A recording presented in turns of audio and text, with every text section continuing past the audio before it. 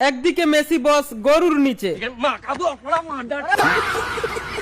কিন্তু এমবাপ্পি রাস্তায় দৌড়াচ্ছে। নাম কি? নাম এমবাপ্পে। ওরে বাবা রে, এমবাপ্পে। অন্যদিকে জুনিয়র নেইমার খেলো গরুর লাথি। দেখেন বাংলাদেশে গরুর হাট হলো খেলার মাঠ। আর কে বলছে এগুলো কোরবানির জানোয়ার? এরা হলো সবাই বিশ্ব খেলোয়াড়, যাদের গুতা এবং লাঠি খুলে যায় প্যান্ট পায়জামা এবং সেলোয়ার।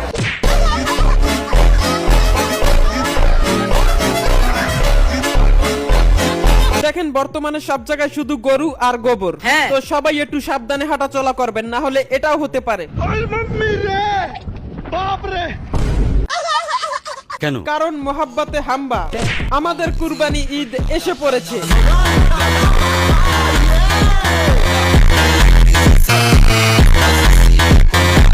हेलो एवरीबॉडी, আসসালামু আলাইকুম। ওয়েলকাম ব্যাক টু এজ ভাই। आप कहाँ थे ज्ञानी बाबा? আমি আর আমার বন্ধু গাদাগাড়ি নিয়ে প্রতিবারের মতো গরুর হাটে গেছিলাম।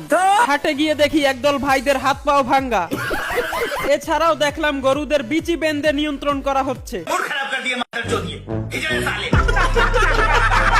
এছাড়াও ছিল নরেন্দ্র মোদী এবং ডোনাল্ড ট্রাম্প। খামারিরা তার নাম দিয়েছেন ডোনাল্ড ট্রাম্প। এই দেখা দেখির মাঝে বন্ধুর হাতে চুলকানি উঠে, আর বন্ধু একটা গরুর পাছায় থাপ্পড় মেরে দেয়। তবে ওই গরুটা নোরা ফাতেহি ছিল না, ওটা একটা অ্যালফা এংরি গরু ছিল। সাথে সাথে বন্ধুর একটা উড়ন্ত লাথি মেরে দেয়। পরে লে বন্ধু।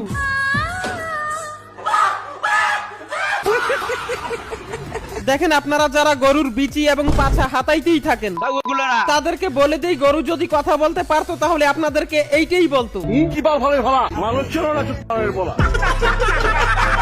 আর আমি এইটা বুঝি না গরুগুলো মেয়েদের সাথে যেমন ব্যবহার করে,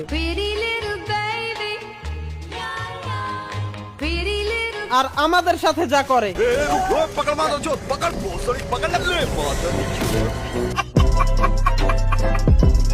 দেখেন আর যাই করেন কোরবানি ঈদে কষাইর বদলে ভুলেও বন্ধুদেরকে ডাকবেন না, কেন? না হলে গরু ওদের সাথে যা করবে।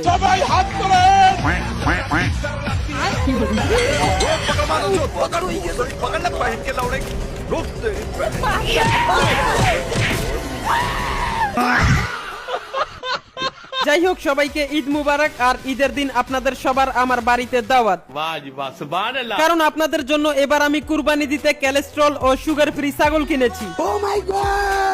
আর আমার বাজেট অনুযায়ী ছাগলটা হলো